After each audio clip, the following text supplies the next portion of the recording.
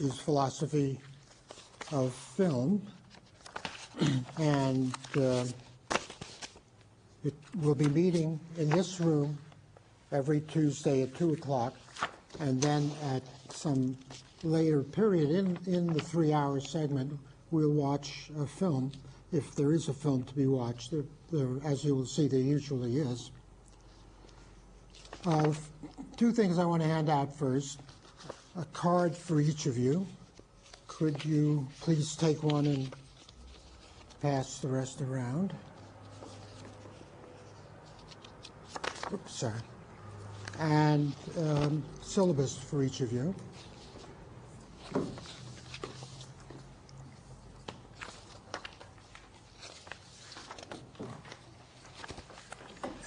Let's start with the syllabus. The first thing I want to be sure of is that you understand about the mechanics of the course. And the best way to learn about that is to read very carefully the paragraph at the bottom. No quizzes or exams, but underlined students are required to attend every class, whether or not there are conflicting exams or study groups in other courses. Arrive on time, which means 2 or 2:05, and do the assigned reading for each weekly session. I'm especially concerned about attendance. So if you have hockey practice Tuesday afternoons and can't be here every week, then you shouldn't take the course. If you are like me, difficult about getting to places on time, you have to make an extra effort, the way I do, and arrive on time. The reason for that is that two reasons. First, I want to run it as a workshop in which your involvement and participation is at its maximum, and if you're sharing your time and energy during this period on Tuesday afternoons with the hockey field, it won't work. So think carefully about that. And second, since we watch films, we don't have a great deal of time for lecturing on my part, discussion by you, or the presentations that we'll be talking about as possibilities. So it's important to be here on time and stay throughout the 3-hour period. Any question about that?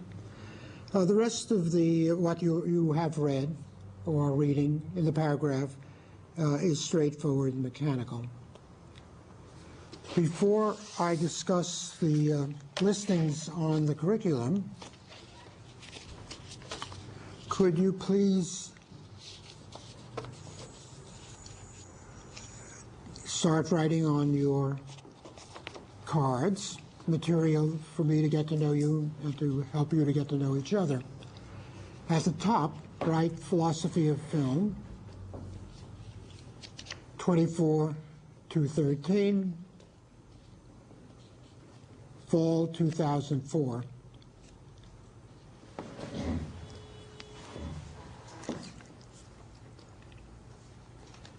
Underneath that, write your last name in a way that is legible.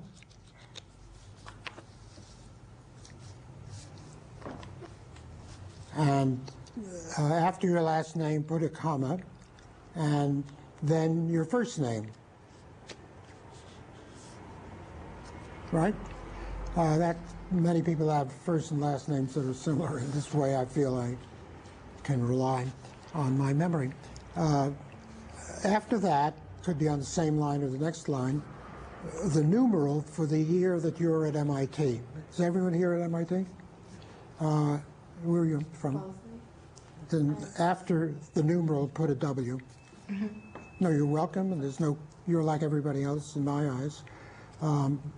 But that way I'll know you're at Wellesley. So if you're a freshman, 1, if you're a sophomore, write down 2, and I think you can figure out the rest. Under that, write the field of your major. biology, computer science, philosophy, or whatever. Don't put down whatever. That gets close to my involvement in life. But nevertheless, you got the idea.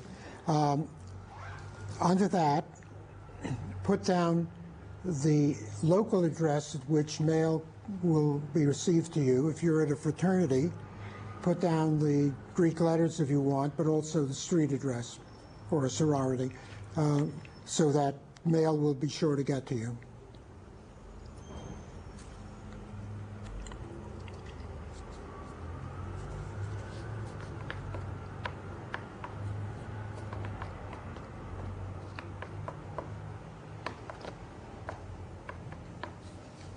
Under that, the telephone numbers, just a minute, don't write yet, at which you can reach in the order of their accessibility, so that if you spend your life in the lab, that may be the first number. If it's in the fraternity where people take a message and you'll get it, then that could be the first. The point is write them all down, but more or less in terms of how you can be reached most easily by telephone.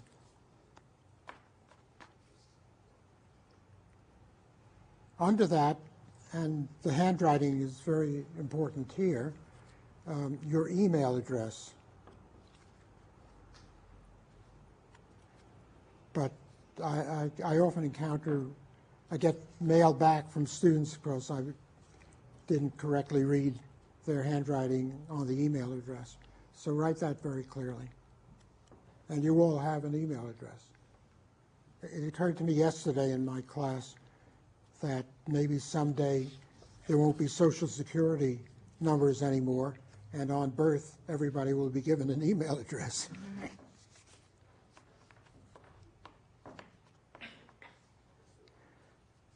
Any question about any of this?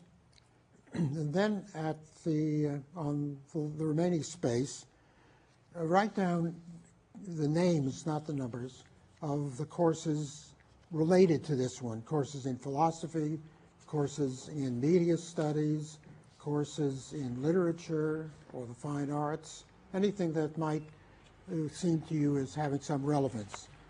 The reason for that is that I want to get to know you better. It's not that I'm going to eliminate anyone. You're all welcome in the class.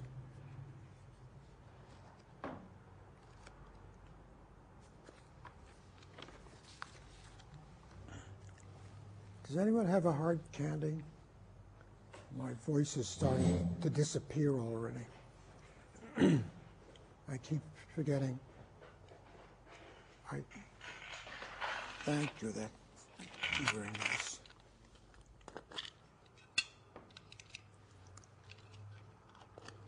You can keep those there if you want. Okay.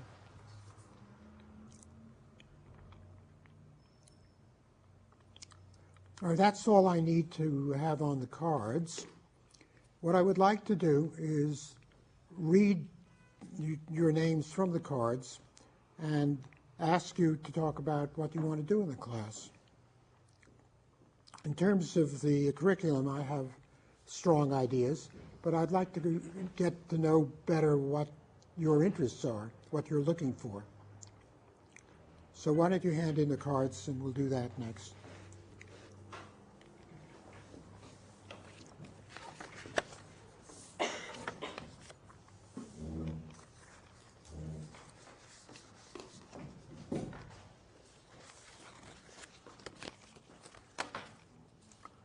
Okay, Alvin Lynn. That's me.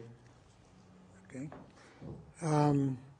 You've had a good deal of film studies, and that's great.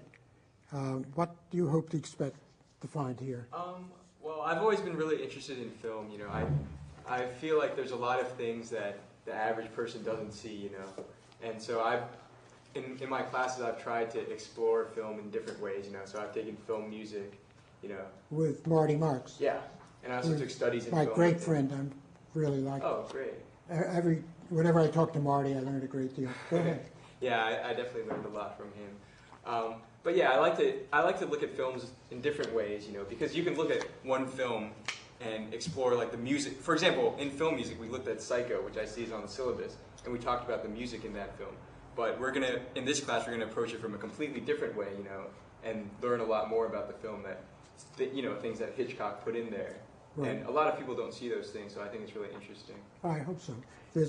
I have a 75-page chapter on Hitchcock, which is crucial in the book, and then later on, I'll explain all that to you. And in the first chapter on Hitchcock, there is considerable discussion of Psycho. Incidentally, let me commend you on your delivery, the way in which you talk.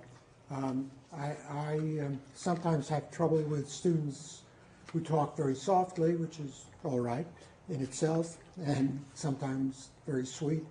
But your way of talking, I had absolutely no trouble hearing whatsoever. And so if you can all project and articulate the way that Alvin did, that would be nice.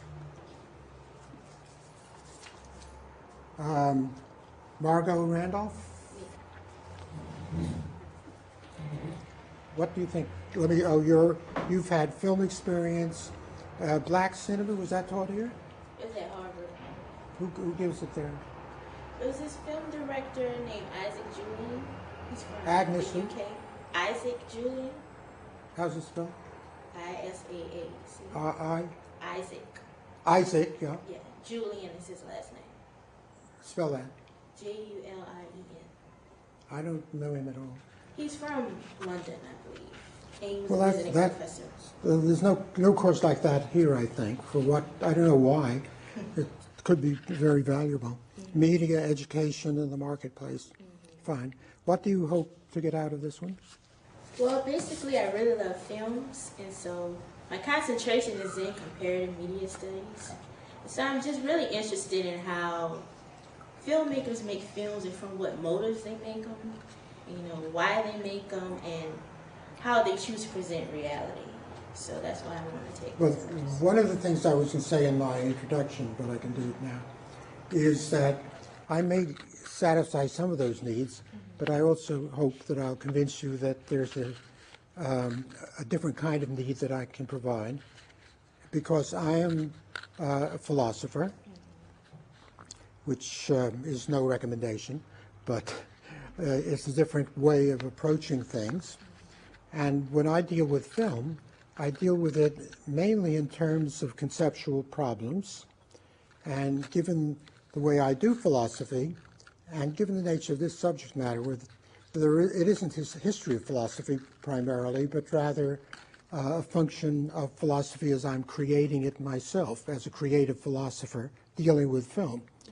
One reason I said there isn't much of this sort is because until recently, philosophers did not treat film seriously.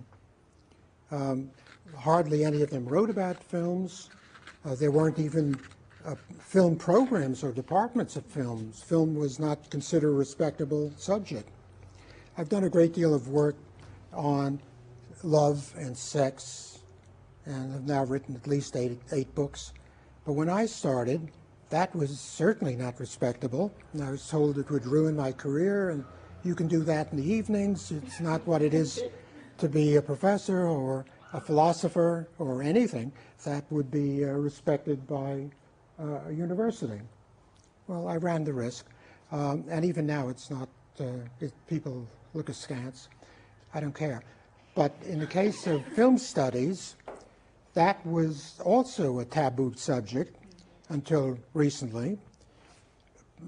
It was done whenever it was done by people in fields of literature, and then there were enough of them that they sort of, in the last, let's say, 15 years, maybe 20 at most, created a profession of their own, and now it is a very strong, burgeoning profession, and it is strengthened or allied to media studies, which, because that is largely technological or sociological, that's the sort of thing the American culture can understand. In a sense, though this is not literally true, that's where the money is, because the studios and the large conglomerates for television and cinema realize that there may be things that may be coming out of these programs. So it has that contemporary importance in the world, the economic world we live in. Over and above that, people are recognizing that film is an art form and more important in the contemporary world than any of the traditional ones, which still go on. But still, film is really the art of your generation and the next generation, and through monitors of screens of computers and so on, probably as long as human race will go on, will continue. So that there is a new recognition of the importance of films. I approach it the way a few other philosophers do, in a way that is characteristic of conceptual analysis. My hope is that if I do it well enough, people who aren't philosophers and aren't interested exclusively in a conceptual analysis will get something out of it. That's something you can be telling me about as you get through the course. But you see, it amplifies the background that you've had, and that was the reason I wanted to mention that now. But you're certainly welcome in the course. I may have trouble pronouncing this. Jinhak? Yeah, sure. Is that how you pronounce it? Yeah, Jinhak. You can just call me Jin, the first syllable. Jinhak Hong. Yeah, or you can just call me Jin, the first syllable. Jin. Oh, no, I forgot. Do any of you, besides Jin, use a nickname? What I always say is after you give your own name, put a parenthesis and then the nickname by which you want me to refer to you and for people who know you. Jin, right? Well, oh, I'm sorry.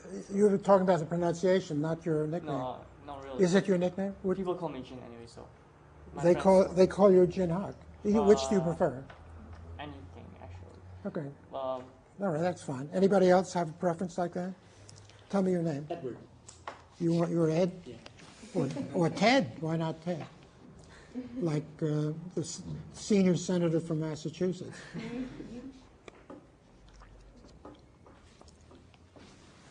Anyone else?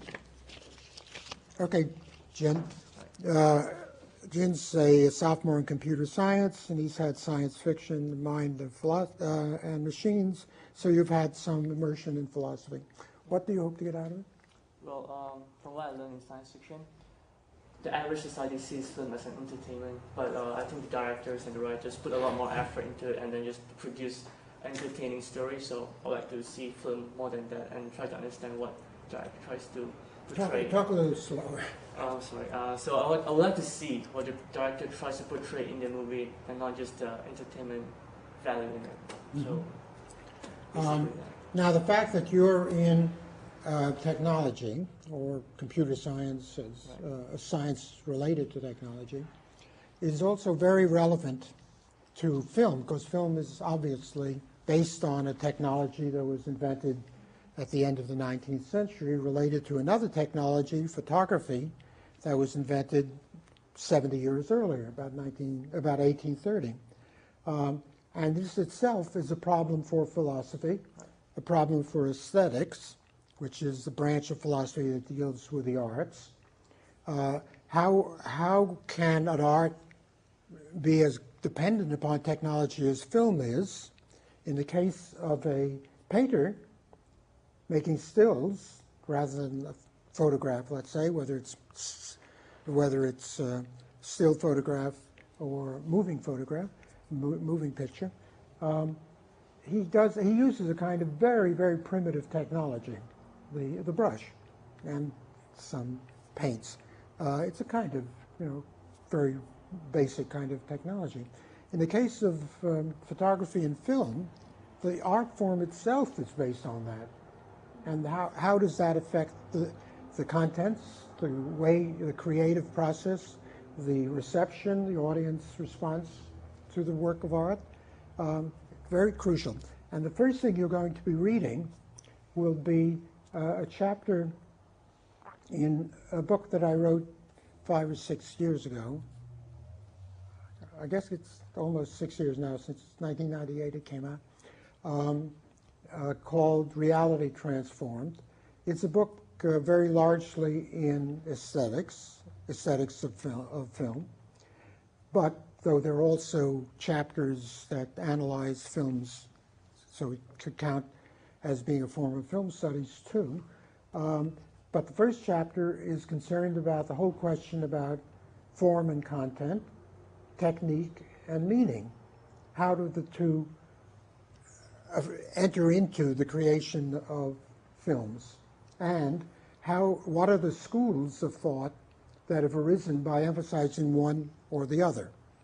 So that immediately you're going to get into the question that you are already sensitive to, I'm sure, because MIT is very, very much alive in all these areas, whether it's computer science or philosophy of science or any of the sciences, about the relationship between the technique and the content of the technique. So that we may be of some help, and your ideas about this will be very welcome.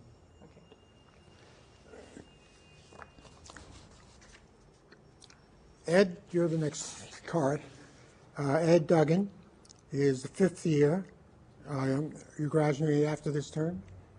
That's the usual pattern. In environmental engineering, and you've had 2 courses in philosophy, so you're concentrating in philosophy. I'm happy if we satisfy that requisite. One being the introductory course and the other being metaphysics, question mark. Why? Remember the number. Oh, you don't remember the number? No, that's all right. What are you hoping to get out of it besides satisfying institute requirements, which is a legitimate concern? Well, that's one factor, certainly. As these 2 guys mentioned, Jin is your name, and Alvin? Yep. I think of film mostly through the entertainment value, and I know there's more to it than that. And I've never taken a film class, so. And I also think that I hope that film might be an interesting platform to discuss some philosophical concepts. Right. Never thought about it like that, through that medium. Well, to begin your thinking about it, entertainment, in fact, in the first page of one of my books that you'll be reading, 3 Philosophical Filmmakers, I attack the concept that there is a rigid split between entertainment and art. Nothing wrong in art, high art, classic art, being entertaining. It shouldn't be dreary. And if anything that is clearly for purposes of entertainment is done well enough, it becomes an art. So our thinking about these categories have to be considerably revised. To do it properly, one would have to be working on aesthetics itself, and I used to do that and give courses in that, but I don't worry too much about that. I'm sort of blasé about philosophers dealing with typically philosophical questions, or at least I feel I've outgrown it. At my best, which is not true always, it's like an artist who throws out all the rules, the way the great artists always do. So why should I bother with these technical questions in aesthetics? I just assert that the 2 are not necessarily inimical. The second thing I wanted to say is that my own tastes tend to be very high art, and there are all sorts of contemporary interests, like in action movies, ordinary animated films, games, sensationalistic movies, and that includes the ones that are pornographic. They usually bore me, and I don't get many ideas, and so I don't say much about them in my writing. I mean, other people might. They might you get whatever you can in life, but it's not something that I gravitate towards, and therefore the movies that I show are generally great movies and classics. At the same time, I know that in your generation, the present is very important, and so if I can find something that I have something to say about and that interests me, which is very contemporary, I'll be happy to introduce that. As a matter of fact, that happens in the course which is a sequel to this, that I give next term, called Philosophy in Film, more than it does here. And looking down here, I see that the only sort of recent movie is The Purple Rose of Cairo of Woody Allen, and that was made in 1985, when some of you perhaps weren't even born. So I have to confess that that is built into the structure of the course, because I'm interested in the ideas, and the ideas seem to come to me more out of these older movies than the newer ones. Also, but I guess there is a third thing. Since all of American education is geared to the present moment, history has always been a weak part of American education. History of philosophy isn't even taught much in any departments. In our department, very badly. This year we remedied it with a very good appointment, but ordinarily it's not what departments put foremost. Therefore, in this course, I have an opportunity to convey to you some great works that have ever been made in the history of man, and because they're older, they belong to history, might be neglected in other courses that you would take. Okay. Did you want to say anything else, Ed?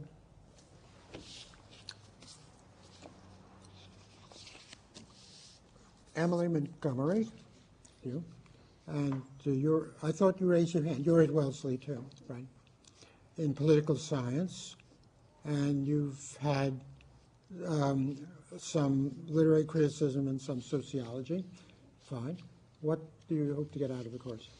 Well, I've never taken a class in philosophy before, so I was looking through it, and I guess it struck me because I never really thought about the philosophy of film as such, and I liked the element in the description of alienation. I'm missing a few words. Of what? Alienation. Alienation, Yeah, as a theme in film. Yeah, that was really interesting to me, so I wanted to... And you studied it in your sociological courses, I suppose? Somewhat. Right. Okay, I think there are various things you can get out of the course. One thing about philosophy, this isn't an introduction to philosophy, and listening to me, I'm not an introduction to the nature of the field or a kind of example of what other philosophers are like. Philosophers often vary greatly. There isn't any one pattern that they have, but I'm different from most other philosophers in being what I call a humanist philosopher and a literary philosopher rather than a scientific one. And consequently, though I was trained as an analytical philosopher in logic, philosophy of the language, and all of that, when I was a graduate student and an undergraduate, I don't do things that way. I've gone off on my own. So I'm not representative. My hope is that you will learn something from what I'm telling you, even if you don't want to emulate me. And students, graduate students who say, I want to do what you do, I want to write about love and sex and meaning of life and film and, one shudders. And I always say, but where are you going to get a job? Who's going to let you do that? And I escaped, but you might not. And if I were do at your age, graduate student, I were doing what I've done now, I published 20 books, but it doesn't matter, I'd be assassinated. Or nobody would tolerate me. Maybe they would, because if they knew I was going to go on so doggedly and do all these publications anyhow. But having the kind of mentality I have now that this student might claim to have and want to cultivate, I would never have been kicked out of the profession. So it's very hazardous. So I'll be happy to be able to communicate with you and to learn from you and possibly for you to learn from me, but it's not because I'm going to be giving you an introduction to philosophy in general. Right. No, that's fine. No, that's fine. I applaud your attitude. I just wanted to give you a warning.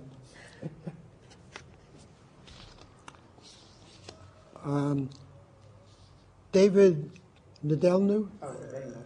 How do you pronounce it? Daniel. Daniel, I'm sorry. So, Did I pronounce your last name right? yeah. Nedelju. Nedelku. Oh, Su. Oh, it's Romanian. Yeah. Nedelsu, then. Nedelku. What? Which? It's ku. Ku. Yeah. Nedelku. Okay. Incidentally, always stop me and correct me from any reason, but certainly about your name. Who is third year in biology and chemistry, has had a film experience, and French film classics.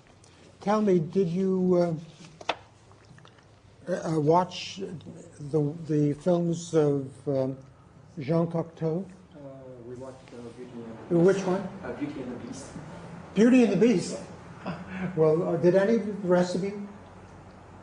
Because it happens this summer, I discovered the writings in film theory of Jean Cocteau. And let me give you a little, you're nodding, Emily, you've heard the name, you know? Well, let me tell you, he died about 1963, and he was a French poet, playwright, painter, sculptor. I don't know anything else you can. Other visual arts, and also filmmaker. And he wrote. Oh, that's right. He was a critic and theorist. And what I discovered were his critical writings. And as you will see, when we get to the free philosophical filmmakers, the reason I chose Hitchcock, Renoir, and Orson Welles is because they wrote so much about films and gave interviews in which they talked about film theory. And that interests me as a philosopher, and then gets to be an entry into studying films from my own point of view with the special expertise that I bring in as being a philosopher on sex and love and things like that, which are relevant to the kind of films they made. So that's the nature of my contribution.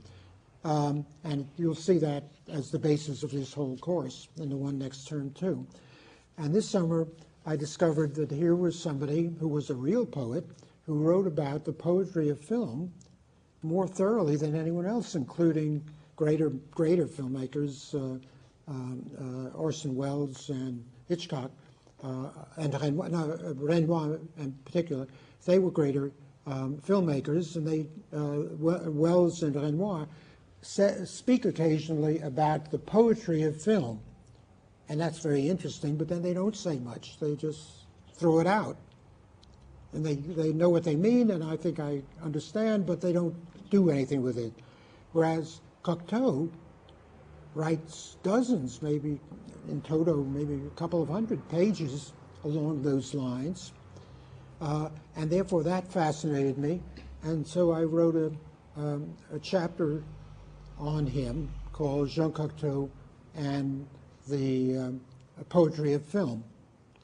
At least I thought it was what I wanted to say, except that I spent 50 pages on Beauty and the Beast, that it ended up as half of a longer treatment, which that would be the first part, and the rest of Cocteau's films would make up the second part. So I'm half through.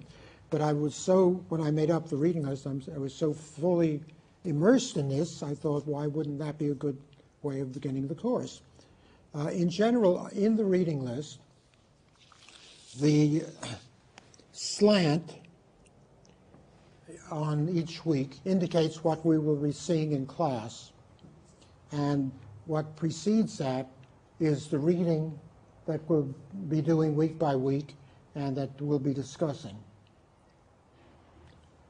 So today, after I decided why it doesn't fit in with the rest, but it's something I'm bursting with. So why don't we turn to Cocteau right away? And that's what we'll do today. You don't mind watching it a second time? Oh, no, not at all. Actually, I watched it many times on DVD in particular. Did you use the DVD? Of course, the DVD has the best image, clarified, and also has magnificent bonus material. It's just incredible what you get on that DVD. And you've seen it, or that one, or you know in general? Well, I rent a lot of DVDs. You don't know this one in particular? No, not. No, well, this, I'll tell you either next time or later what you can get on that DVD. So that's what we'll start today. I was saying I've seen it many times, and each time it looks to me more and more beautiful. And I now think it's one of the most beautiful movies ever made.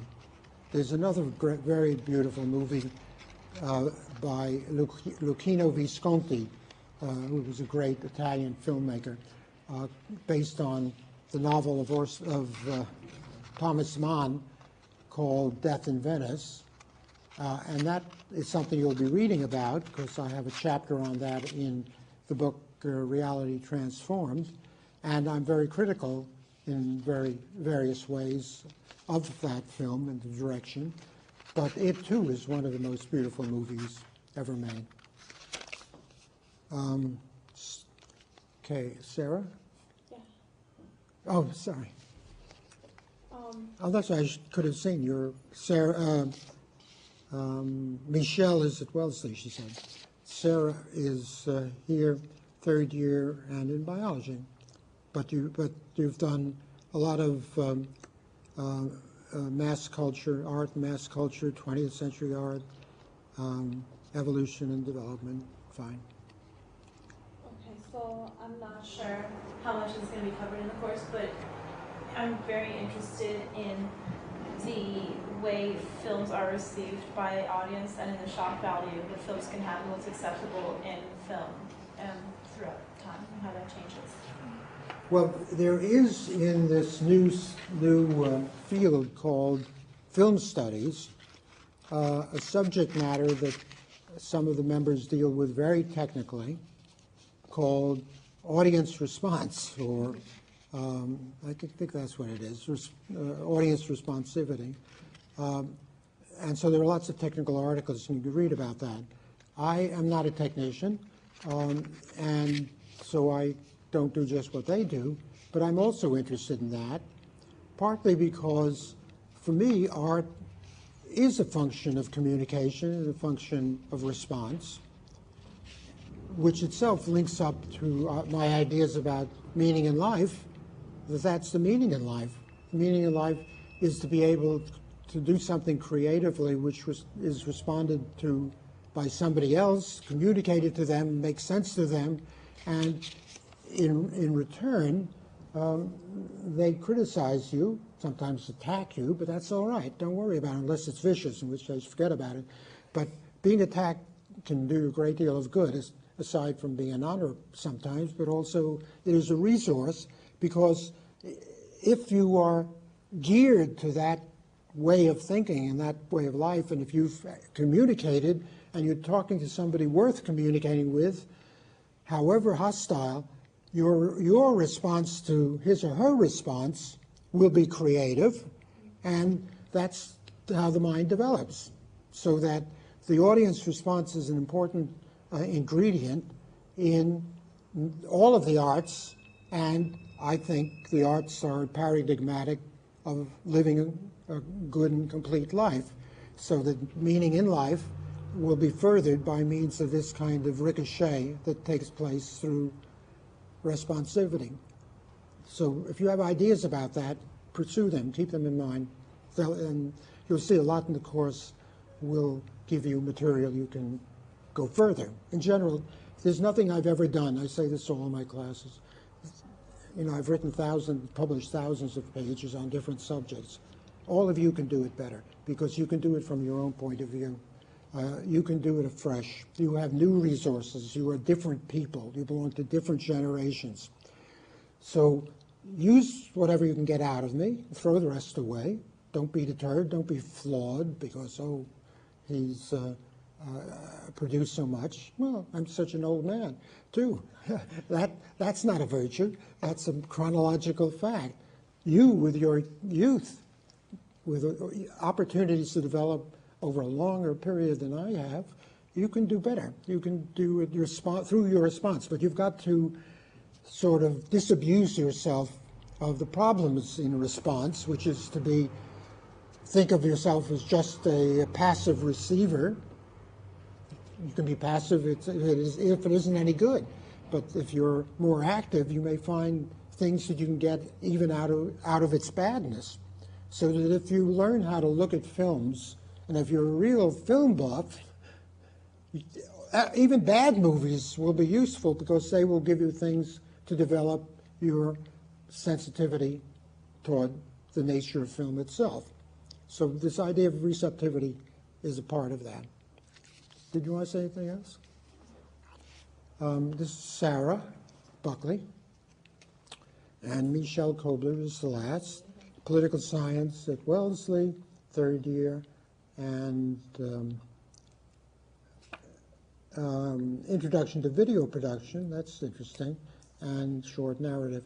One thing I forgot is, if any of you have a cell phone, be sure to put that number down. Did you all do that? You all put whatever numbers you have, including the cell phone number. Okay, fine. What are you hoping for, Michelle?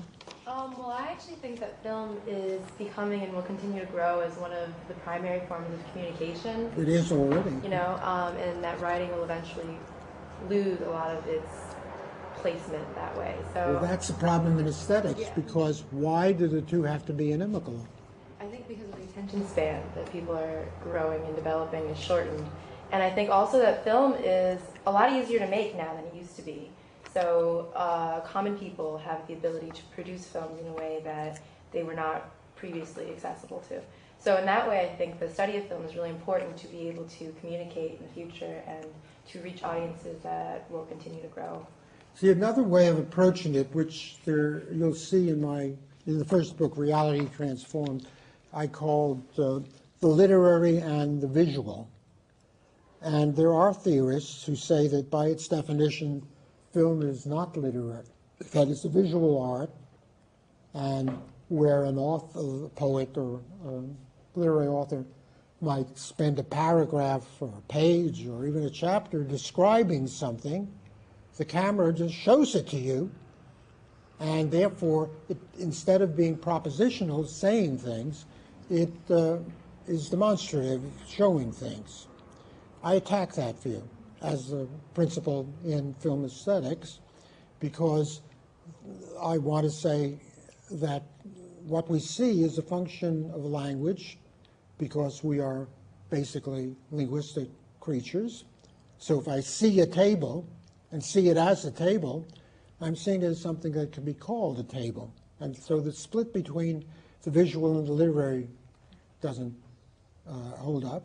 The literary can sometimes be very abstract, like in mathematics, and therefore if someone says, make me a movie showing me what the square root of -2 means, that is going to be a challenge, but you can write it down, square root of -2. It's a concept that lends itself to a literary or a verbal written expression. That's a limiting case. But for the most part, language that we use is not like that. And therefore, what we think of as the literary should, in principle, also be able to show itself in something that is visual. We are also not only inherently linguistic, we're also inherently visual.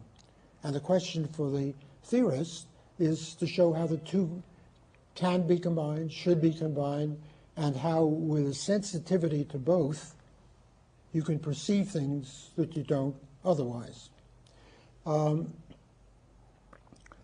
As you'll see in most of my analyses of films, in the first and in the second book, the more recent one doesn't have a whole chapter on any one film, but there are lots of films that are analyzed.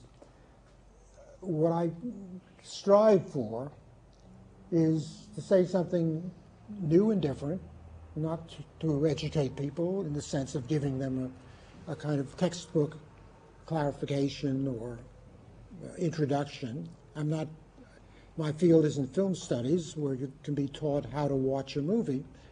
What I do is to try to express what it is I experience as a philosopher from my own philosophical point of view with my training, but not for the sake of hashing through the history of philosophy, not for the sake of analyzing philosophical concepts the way an analytical philosopher would, but rather with that kind of background preparation, seeing things that others might not. So my entire emphasis is upon perception, but it's my perception, so at least from my point of view, which may not be yours.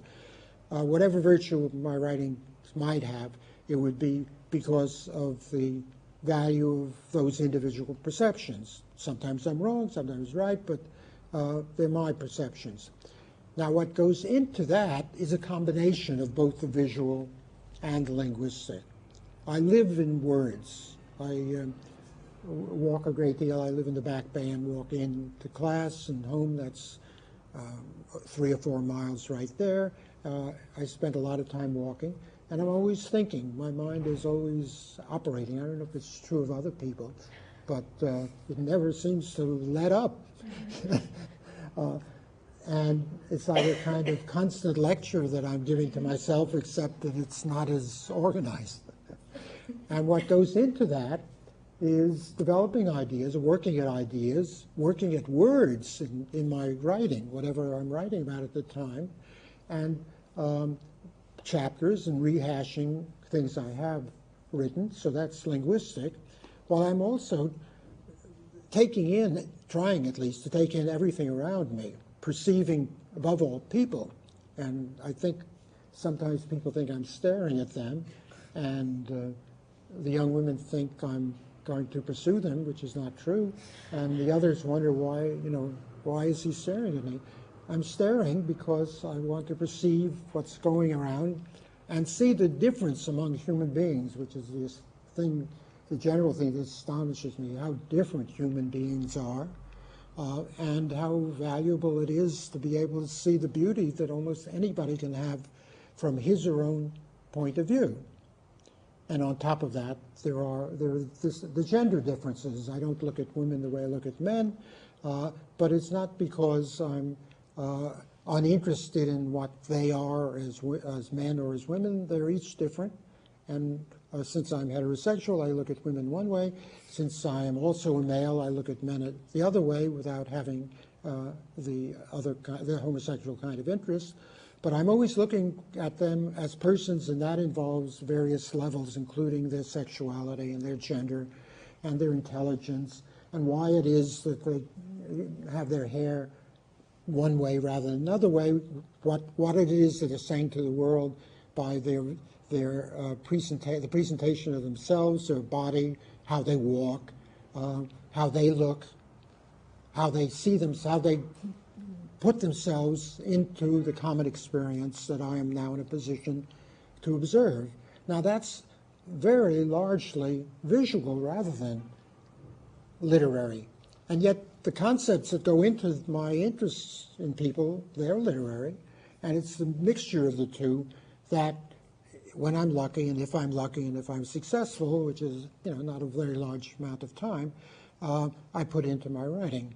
So that this is something worth exploring. Even though film is a visual art, might it not also be a literary art? And then how can that be the case? It's a big problem. But don't worry about it. Okay.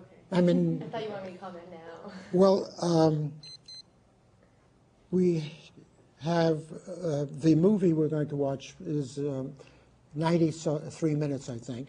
So we've got to stop. Please stop me if I keep running on.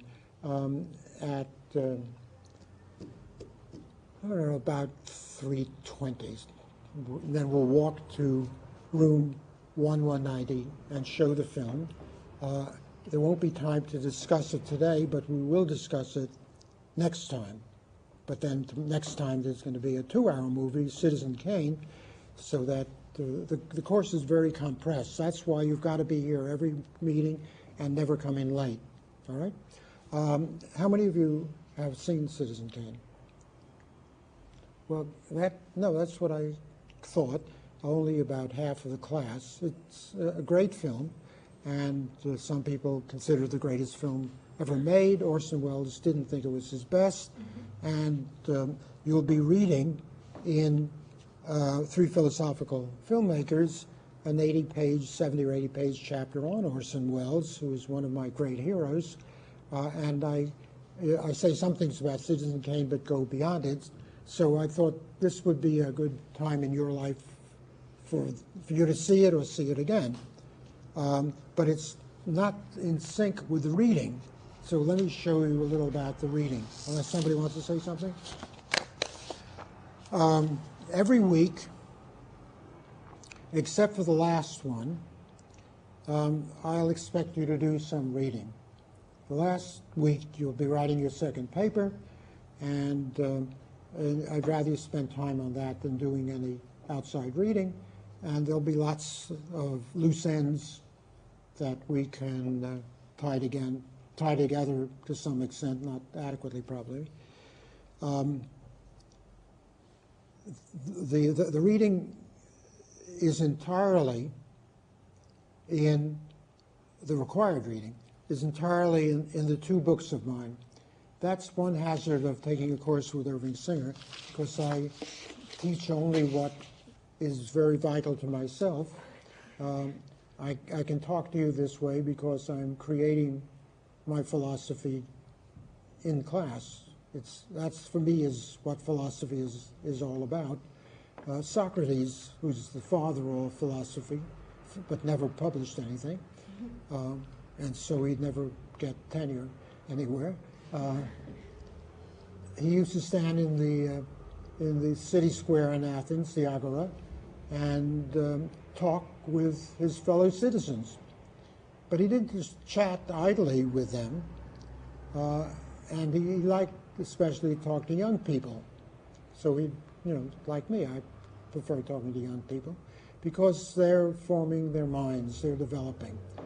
And he had a method to help educate them. That's why he was such a great philosopher. There are 2 principles that I want to go through very quickly in terms of Socrates.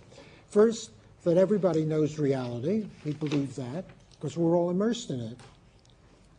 And that already defeats models that you might have, that science is here to show us a reality that we don't know without science. Well, but this is reality. This moment in time, this place, this experience that we're having together. Your being here, me being here, all of us being different, all of us talking the same language, more or less, and able to communicate to some extent, in a world surrounded by a place like MIT and the traffic on Mass Avenue and so on and so on and so on until you get to the remote corners of the universe. We're all there equally. Einstein, just to use an example, who's a scientist you consider to be perhaps the greatest, he doesn't have any greater immersion in that reality than we do. He knew things that I don't know. He had a genius for formulating theories and helping people make discoveries that I can't do in science. But in terms of reality, he's no more of an expert in it than you are or than anybody is. And then in my own view, this extends to animals, to creatures. I feel no superiority over my beloved pets. When I look them in the eyes and eventually, after they've lived with me long enough, communicate, fortunately, I don't expect them to take my courses. I used to bring my dog in, and he slept under the table. Maybe I have the same effect on the students. In any event, I don't mean that the animals are identical to me, but their reality is just as pure and indefeasible as my reality. It's a different reality, I mean, in the sense that they are different, for me, I would say different people, but different persons. They're not people, they're persons. They're different persons. But the reality is the same. That was Socrates. That's the great message of Socrates. He then said, the trouble with human beings is that they have language, and therefore they get confused. Language can be ambiguous. You can tell lies in language. You may not understand the meaning of the words you use. And then there are very abstract concepts, which are definitive of the glory of the human mind, and they're very hard to understand because they're linguistic. So a mother cat doesn't have to know anything about the nature of love. And for her, love doesn't mean saying, I love you, my little baby, to her kitten, or make cooing noises to show her love. She conveys her love through her bodily presence, just by touching and growing up physically in a tactile relationship with the baby. And in a sense, I want to say she knows more about love than many people do, and that's including me. And that's why I went into the subject in the first place, because I was aware of how little I really knew of this. She doesn't have any language. She doesn't know what I would be talking about by the nature of love, but she's capable of love of her own sort. Language on a high abstract level, like a philosopher talking about the nature of love, can easily be confusing, can be dishonest, what the existentialists called inauthentic. They can be misleading, and that's where human problems arise, Socrates says. So the job of a good philosopher, his kind, is to help us to make our ideas clear. And to do that, he worked out a logical system, but the goal was to get people who know reality to clarify the garbage in their minds by making their ideas clear. All right? Oh, I see. This arose because I was trying to justify using only my own books. I teach the courses as a way of doing philosophy with you, and a lot of it is already in those books. But my hope is that I'll go on to the next book by transcending it through this common experience with you. And already thinking in those terms, I've got into a sequel to the sequel, and that's where the chapter on Jean Cocteau comes in. But what I really have to teach is not going to be based on what you might read in a textbook or a great work of technical film studies. You can write papers about that, but to get the most out of me, you have to read these books. Fortunately, they're written in a very simple English style and not terribly long. So for next week, I asked you to read the first 50 pages, and I think the reading never gets to be much, well, for that book, much longer. The second book, which was published only in May of this year, Three Philosophical Filmmakers, is longer, so some of those chapters are a little longer. The Reality Transformed is available in paperback. That's nice. And I apologize because the other one, having just been published, is only in hardback, and so the price is more. And I hope you'll be able to find some way of getting a discount. But the total amount you have to spend is not very much, given what your other courses are like. In the next week's reading, I engage in a frontal way the whole question about meaning and technique. My fundamental idea is that the two can't fully and ultimately be separated, that it's only through the acquisition of technique that you can express what is meaningful, and it is only through the meaning that is expressed by the technique that something really becomes a work of art and is worthy of your consideration. You can have masters of technique who write exercises, like for the piano. They're not works of art, they're exercises. You have to know technique, and they're a good way of learning technique. But through technique, alone, to the extent that it even exists or can be found alone, there isn't any or much meaning. There may be limiting cases, I don't care. The point is still the same, that technique is in itself doesn't provide meaning.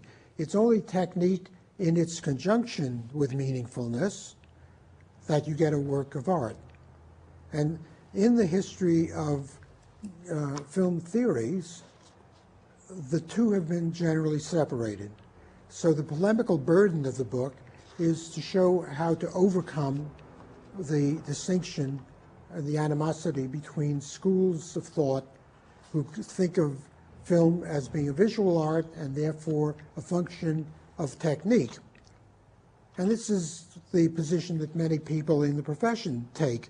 In the arts generally, people who teach you the arts are going to shudder if you say, oh, I'm interested in this because it's such fun, because it tells you what life is like, or tells you a story and then they repeat the story.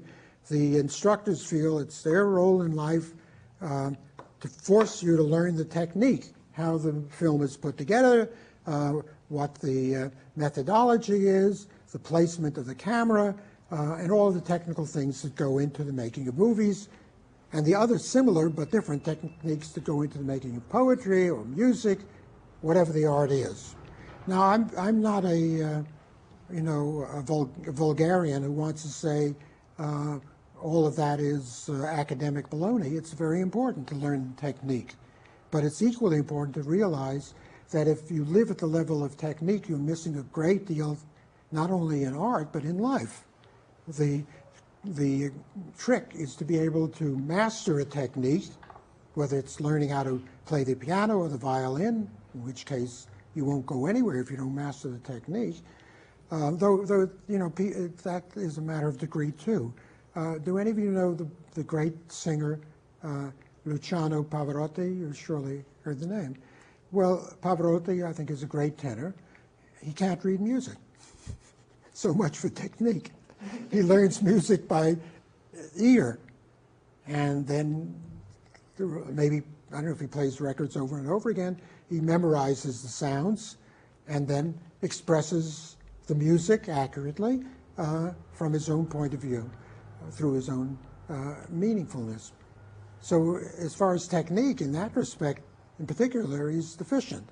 And whenever I see videos of great singers, which I'm very much interested in, they often have interviews with their teachers or coaches or film experts who know much more about technique than I do, so I found that interesting. But what I find intriguing is they're often saying, well, you know, Schipa or Gigli or Caruso or Domingo or Pavarotti, he was good in this sort of technique, and that he was not so good. That wasn't, you know. So there are all these fine perceptions one can make about the technical ability of even great artists.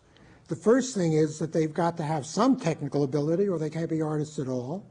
And the greater the technique, the greater they'll be as artists, provided it's not merely a function of technique. What is the rest? The rest is something, talking loosely, to say about the world, having a sense of meaning and being able to express it through their music. And when I hear other videos, I'm always alert to the fact that someone says,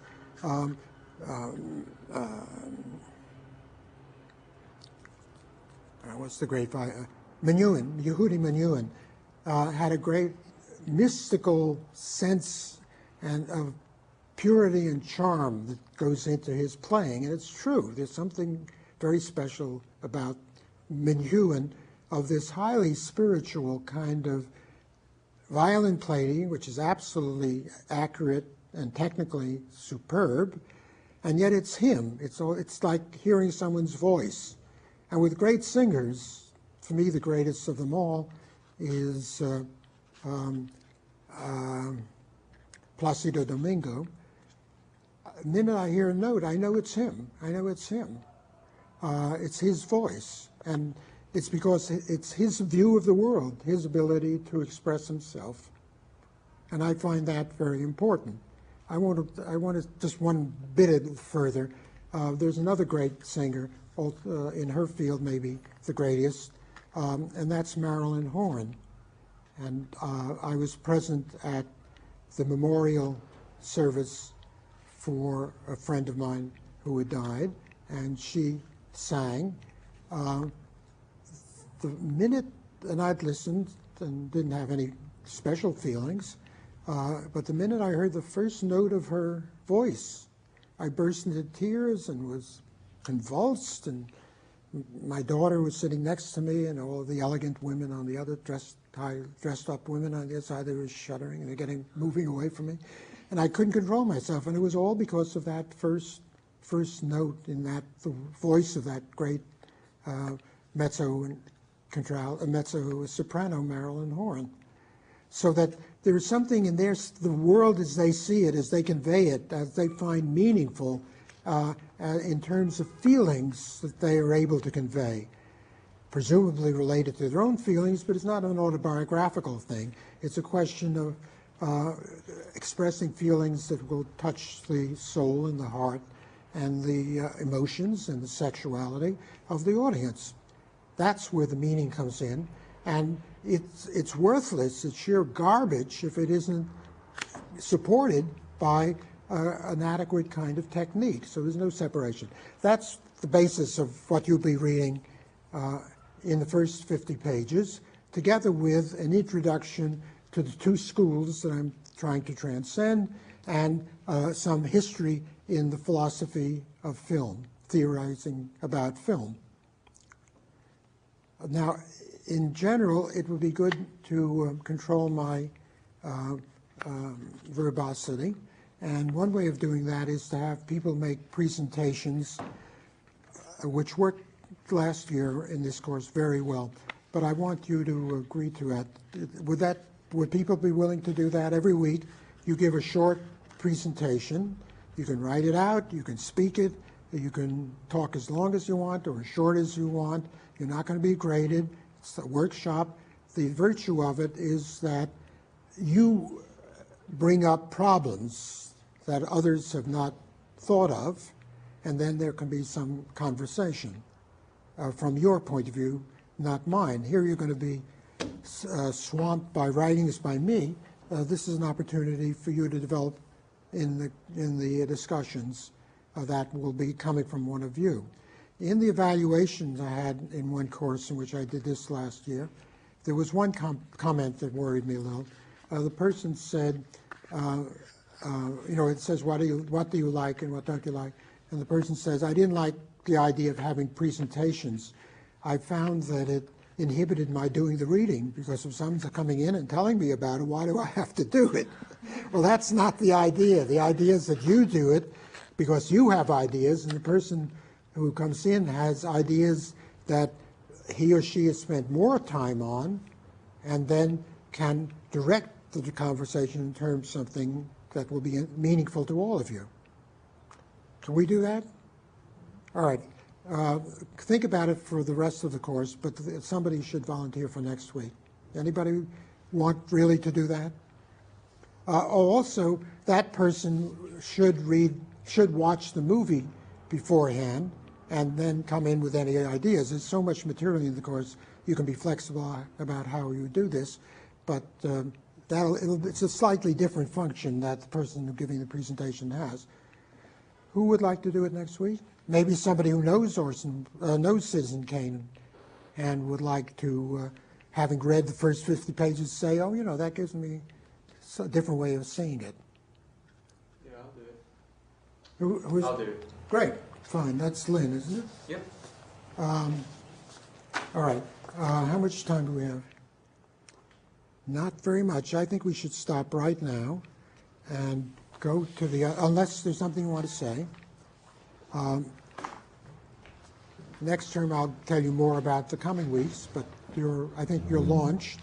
Is there anyone who has a card for me to sign? an ad card for the course? I do. Okay, give it to me now. Otherwise, we now go to room 190, which is fairly close down the stairs.